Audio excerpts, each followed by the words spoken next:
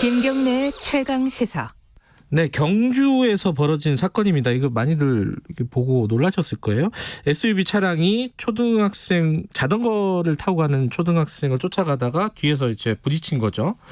이게 일부러 그런 거 아니냐? 그러니까 자기 자녀와 이렇게 싸움이, 그러니까 약간의 몸싸움이 벌어진 부분을 어머니가 보고 이제 애한테 혼을 내려고 쫓아가다가 이런 벌어진 일인데 일부러 그런 거 아니냐, 이것 때문에 지금 경찰이 수사팀 만들어가지고 막 조사를 하고 있답니다.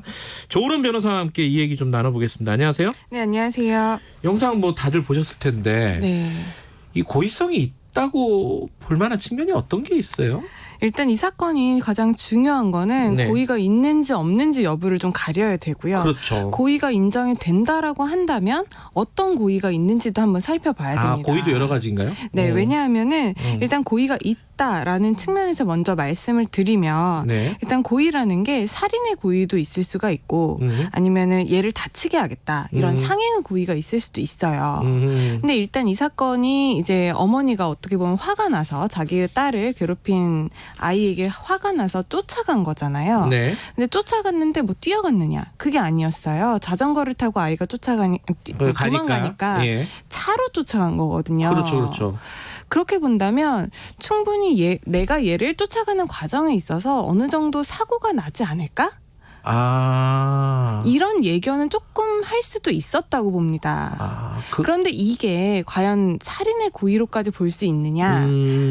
여기에 대해서는 좀 의견들이 분분한 거죠. 그러니까 그 지금 막 그 화면을 보면서 사람들이 이제 이게 브레이크를 언제 밟았느니 핸들을 어떻게 꺾었느니 이런 거보다 지금 말씀하신 거는 쫓아간 행위 자체가 일정 정도 뭔가 위험하다는 거를 인식하고 쫓아갔을 수 있다. 네, 그럴 수 있다라는 거고요. 왜냐하면 이제 형법에 있어서 고의가 내가 어떤 행동을 이렇게 의지적으로 하겠다라는 확정적인 고의도 있지만 내가 이 일을 하면은 어떻게 되지 않을까? 이런 결과에 대한 예견 가능성을 두고 어떤 행동을 했을 때 이거를 확정적 고의는 아니지만 미필적 고의가 있었다라고 봐서 미필적 고의. 네, 그것도 형법상의 고의로 봅니다. 그렇기 때문에 이 상황만 봐서는 물론 다른 수사 결과가 나와봐야 좀 더 정확히 알겠지만 쫓아간 게 그냥 뭐 뛰어간 게 아니라 차를 가지고 쫓아갔고 굉장히 급박하게 이렇게 아이를 쫓아간 모습이 우리가 CCTV에서 보였잖아요.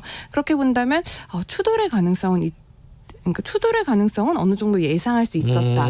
그렇게 본다면 추돌이 되면 또 애가 다칠 가능성에 대해서 과연 어머니가 예상하지 못했는가? 이건 좀 우리가 좀 판단을 해봐야 될 것 같습니다. 경찰이 이제 브레이크를 언제 작동했는지 이런 것들은 차량 기록을 보면은 알 수 있는 부분이기 때문에 그런 건 조사를 하겠지만은 법적으로 지금 여쭤보는 거니까 고의가 만약에 있다면 지금 말씀하신 그 정도의 고의가 있다면은 처벌이 어떤 수위가 되는 거예요? 고의가 있다면 이건 살인의 고의로 봐야 되느냐? 아니면은 뭐 상해의 고의로 봐야 되느냐. 여기서는 이제 상해가 되려면 자동차는 법에서 현재 위험한 물건으로 보고 있습니다. 아, 그래요? 그렇기 때문에 특수 상해가 될 거예요. 아하. 그래서 만약에 뭐 살인이라고 한다면 고의가 결과가 안 나왔잖아요. 그렇기 때문에 살인 미수가 될 거고 살인 미수라고 한다면 뭐 사형, 무기징역 5년 이하의 벌금에 처해집니다. 5년 이하의 징역에 처해지고 특수상해라고 한다면 1년 이하의 징역, 1년 이상 10년 이하의 징역에 이게 처해질 1년 수 이상이에요? 있거든요. 네. 하한선이 있군요, 이거는. 하한선이 있는 중범죄죠. 어떻게 보면은 그렇고 또 이게 뭐 보복의 고의가 있었다라고 한다면 이제 가중적인 요소도 있기 때문에 실형까지도 나올 가능성은 있습니다. 그러니까 고의가 있다는 것이 밝혀지면은 적어도 특수상해에 해당될 수가 있겠다. 네, 그렇게 보고 있습니다. 그런데 이게 이런 비슷한 사례가 과거에 있었나요? 혹시 기억나시는 게 있어요? 이런 비슷한 교통사고가 왕왕 있습니다. 그러니까 우리가 흔히 말하는 보복 운전 있잖아요. 아, 그렇죠, 그렇죠. 이번과 같이 자전거를 자동차가 이렇게 추격한 건 아니고 보통 우리가 이제 운전을 하다 보면 그러니까 보복 운전을 하다가 사고 나는 경우들이 굉장히 많잖아요. 그렇죠. 이게 쟤 어떻게 좀 한번 해보겠다 이러고 네. 뒤에 이런 쫓아가는 것들이 거죠. 거의 다 네. 특수상해로 아 그래요? 네, 그게 처벌이 되고 있습니다. 처벌이 특수상해로 되는 거예요? 네. 뭐 도로교통법 위반 이런 게 아니라? 네, 왜냐하면 이제 보복운전에 대해서는 이 고의가 있잖아요. 도로교통법상 처벌되는 거는 이제 과실입니다. 운전을 하다가 내가 어떤 부주의로 인해서 사고가 그쵸. 났을 때 이제 도로교통법으로 처벌이 되는 거고, 이렇게 어떤 고의가 있었다라고 한다면 보복이라는 고의가 있는 거잖아요. 그런 운전에 있어서는 현재 뭐 특수 협박, 뭐 특수 상해로 처벌이 되고 있습니다.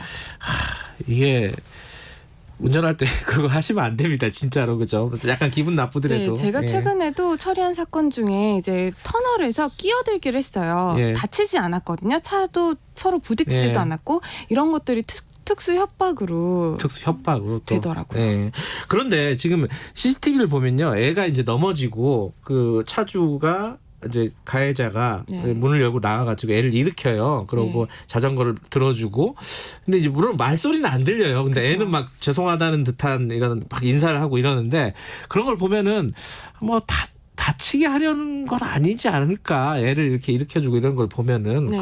그건 좀 참작이 되지 않을까요? 그러니까 추돌 후에 이 사람이 어떤 행동을 했느냐는 나중 양형에는 참작이 될 수 있습니다. 그런데 과연 이렇게 쫓아가면서 애가 다칠 거를 예견을 하지 못했느냐. 물론 쫓아가면서 잡을 의도는 있었지만 다치게 할 의도는 없었다라고 그렇게 얘기를 분명 하겠죠. 가해자는 할 겁니다. 네. 그런데 이제 어느 정도의 상황에서 이 사람이 쫓아가게 됐는지, 이 사람의 동기를 또 이제 수사기관에서 수사를 해서 동기를 가지고 또 고의성, 어떤 고의를 인정할 건지, 아니면 고의가 없다고 봐서 과실범으로 인정을 할 건지는 좀 우리가 좀 기다려봐야 될 것 같습니다. 근데 이 사건이 민식이법 적용이 된다고, 그러니까 뭐 초등학교 인근에서 벌어진 일이기 네. 때문에 민식이법이 적용이 되면은 뭔가 좀 달라지는 게 있나요? 지금 고의범에 대해서 말씀을 드렸잖아요. 예. 이게 고의성이 없다라고 한다면 이제 없다면? 과실범이 될 텐데, 그러면 이제 업무상 과실치상죄가 될 겁니다. 네. 그런데 현재 그 민식이법, 일명 민식이법이라고 하는 것 네. 때문에